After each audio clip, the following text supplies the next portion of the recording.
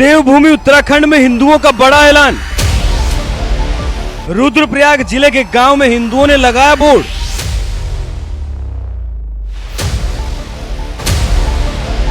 हिंदुओं के गांव में बाहरी लोगों की है नो एंट्री।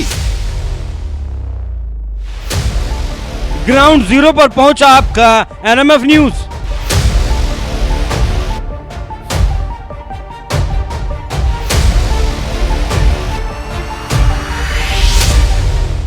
देवभूमि उत्तराखंड का एक जिला है रुद्रप्रयाग, जहां कुछ ही दिनों पहले एक गांव में फेरी वाला घुसा और मासूम बच्ची का अपहरण कर लिया। इस वारदात के बाद से रुद्रप्रयाग जिले के कई गांवों में हिंदुओं ने बोर्ड लगा दिया है कि बाहरी व्यक्तियों का या फिर फेरी वालों का गांव में घुसना पूरी तरह से वर्जित है। जो भी घूमता पाया गया उसके खिलाफ दंडात्मक कार्रवाई के साथ ही कानूनी कार्रवाई भी की जाएगी।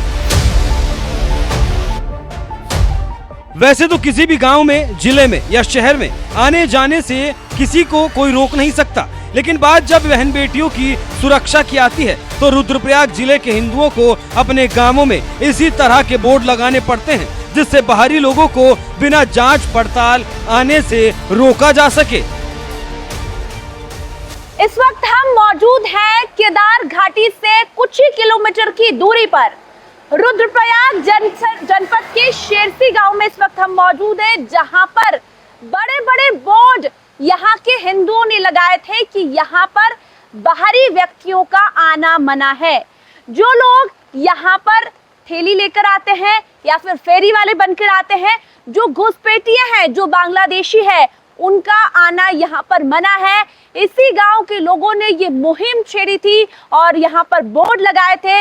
वो बोर्ड हम आपको दिखाते हैं। देखिए, शेरसी गांव है, पहले वो दिखाइए। मैं अपने कैमरामैन से कहूंगी, यह लिखा है जय मां काली प्रवेश द्वार शेरसी गांव, और इस गांव के ठीक बाहर ये बोर्ड लगा है और खुली तौर पर उन घुसपैठियों को चेतावनी दी गई है कि अगर इस गांव में प्रवेश किया तो हम आपको छोड़ेंगे नहीं।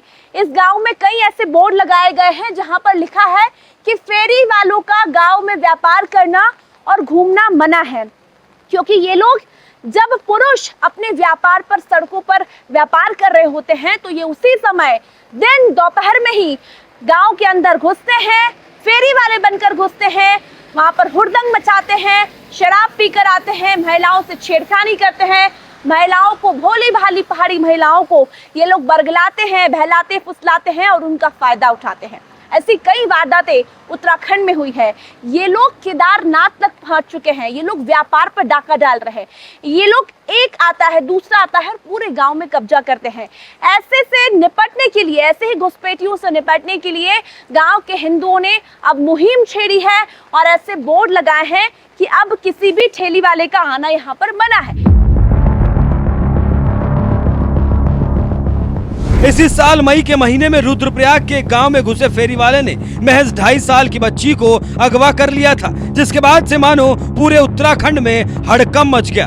जब लोगों ने शोर मचाना शुरू किया तो फेरी वाला बच्ची को छोड़कर भाग गया। लगातार हो रही ऐसी वारदातों को रोकने के लिए ही रुद्रप्रयाग के हिंदुओं ने अपने गांवों में बोर्ड लगा दिया था कि जिस पर लिखा था गैर हिंदुओं का गाँव में घुसना मना है। लेकिन जिला प्रशासन गैर हिंदू शब्द पर आपत्ति जताने लगा, जिसके बाद गांव वालों ने बोर्ड से गैर हिंदू शब्द हटाकर बाहरी व्यक्तियों के प्रवेश पर बैन लगा दिया। ऐसे ही गांव शेरसी में जब एनएमएफ न्यूज की टीम पहुंची तो सुनिए गांव वालों ने बोर्ड लगाने पर क्या कहा। और बात की जाए केदार घाटी की, तो केदार घाटी की हम बात कर रहे हैं। वहाँ पर लगातार जो है गैर हिंदू लोग अपना वर्चस्व बढ़ा रहे हैं। और साथ ही साथ कह सकते हैं कि जो रोजगार है वहाँ पर, चाहे घोड़े खच्चर की बात कर ली जाए, चाहे फिर वो राशन की बात कर ली जाए, चाहे फिर वो अन्य रोजगार हो, चाहे सैलून की बात हो, सब्जी की बात हो, जगह जगह उन्होंने रोजगार खोल के बैठे हैं। हालांकि स्थानीय लोगों ने भी रोजगार दिया है, इसके साथ ही साथ सरकार प्रशासन ने भी उनको रोजगार दिया, पर लेकिन जिस प्रकार से वे शहरी इलाकों से लेकर ग्रामीण तक पहुँच रहे हैं, फेरी वाले बन के कभी वो आइसक्रीम लेके ऐसी ऐसी घटनाएं को अंजाम देते हैं जो हमें आज दुखदायी होता है।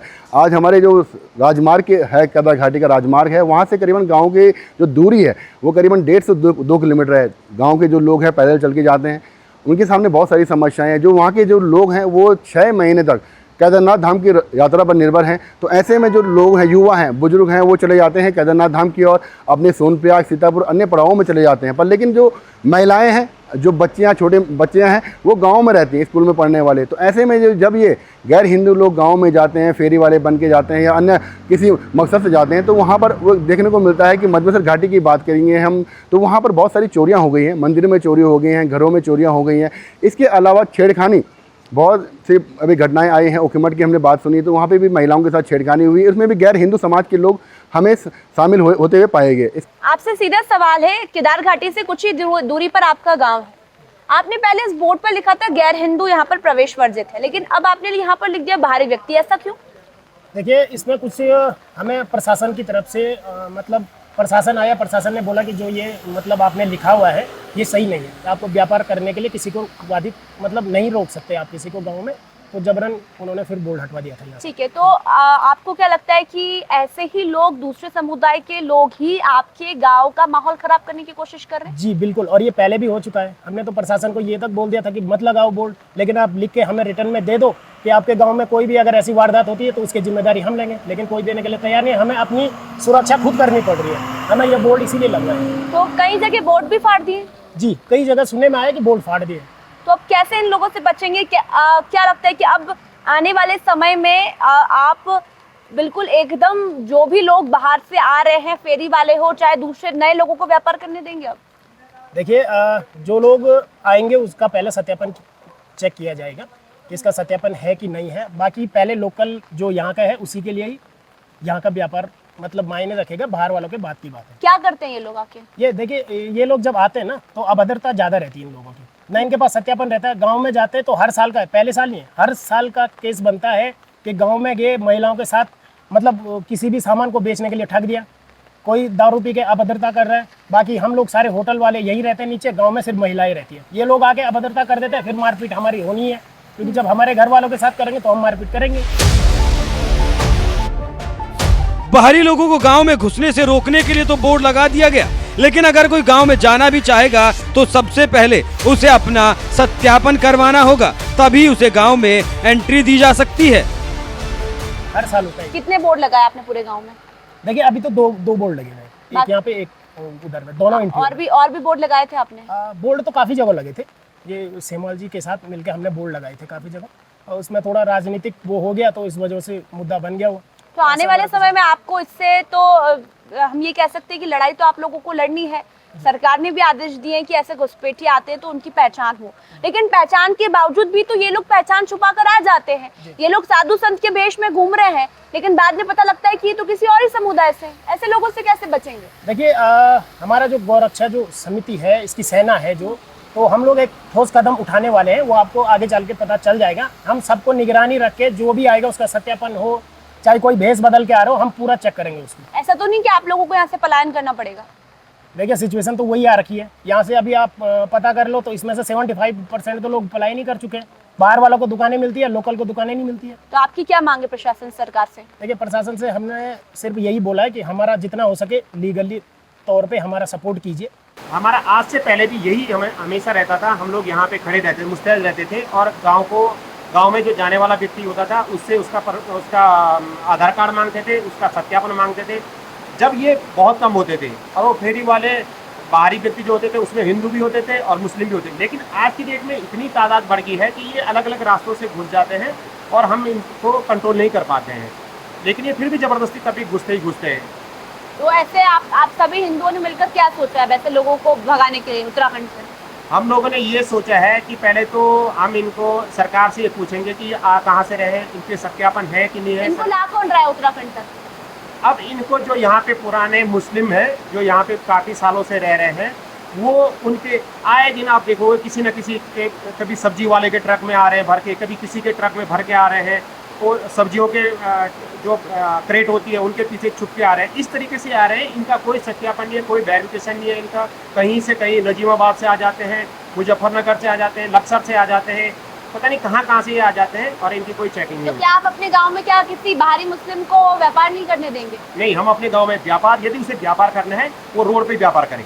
हमारे गांव में जाने की बिल्कुल भी वो ये न सोचे कि हम किसी भी तरीके से, चाहे शासन प्रशासन के उस पर वो करके, बिल्कुल भी नहीं। हम उसे गाँव में जाने ही नहीं देंगे। उससे व्यापार करना है वो रोड पे व्यापार करें। रुद्रप्रयाग के गांवों में किसी न किसी वारदात को अंजाम देने वाले ऐसे बहरूपियों और घुसपैठियों पर लगाम लगाने के लिए उत्तराखंड की धामी सरकार भी लगातार एक्शन में है। उत्तराखंड बीजेपी की महिला मोर्चा अध्यक्ष आशा नोटियाल ने इस बारे में क्या कुछ कहा, आइए आपको सुनाते हैं। देखिए, जिस तरह से अवैध तरीके से यहाँ की ज़मीनों पर कब्जे हो रहे हैं, मज़ारों के नाम पे कब्जे हो रहे हैं, एक बार कब्जा करके फिर वहाँ बसने के बाद फिर यहाँ के जो गाँव में जा कर के वहाँ की बच्चियों को बरगला करके उनको दूसरी जगह ले जा करके उनके साथ गलत काम करके जो इस तरह की घटनाएं हो रही हैं, मैं समझती हूँ कि इस पे हमारे धामी सरकार ने जिस तरह से एक्शन लिया है वो बहुत ही काबिले तारीफ़ है। और इस तरह के जिनकी भी इधर कुदृष्टि होगी उन पर सख्त से सख्त कार्रवाई करने का धामी जी ने निर्णय लिया है। और इस तरह की जो अवैध तरीके से यहाँ ज़मीनों में बसने का, यहाँ पर आने का और इस तरह से घटनाएं करने का जो भी षड्यंत्र रच रहे हैं उन पे कड़ी कार्रवाई धामी जी कर रहे हैं। आप एक महिला है, गुस्सा आता है जब हमारी बहन बेटियों को ये लोग बरगलाते हैं, इनसे बात करते हैं। अभी कुछ समय पहले एक ऑडियो भी वायरल हुआ था, एक व्यापारी, मुस्लिम व्यापारी ने हिंदू बेटी को अपने यहाँ पर नौकरी पर रखा। रुद्रप्रयाग जिले का ही मामला है। तो एक महिला होने के नाते कितना गुस्सा आता है। और आपको क्या लगता है कि ठीक है, धामी सरकार लगातार काम कर रही क्या, लेकिन क्या ऐसे लोगों को दिखते ही एक्शन लेना चाहिए? क्योंकि ये सबक सिखाना ज़रूरी है। जी बिल्कुल, जिन लोगों की भी ऐसी कुदृष्टि हमारे इस देवभूमि पर पड़ी है उन पे तो तत्काल एक्शन लेके और उन पे कड़ी से कड़ी कार्रवाई उनकी होनी चाहिए। रुद्रप्रयाग जिले के कई गांवों में इसी तरह से बोर्ड लगा दिए गए जिससे बाहरी लोगों को गांव में घुसने से रोका जा सके। किसी भी बाहरी को पूरे सत्यापन के बाद ही गांव में एंट्री दी जाएगी। तो जिस तरीके से गांव वालों ने घुसपैठियों और बहरूपियों से अपने गांव को सुरक्षित करने का फैसला लिया है, उस पर आपकी क्या राय है, कमेंट कर हमें जरूर बताएं।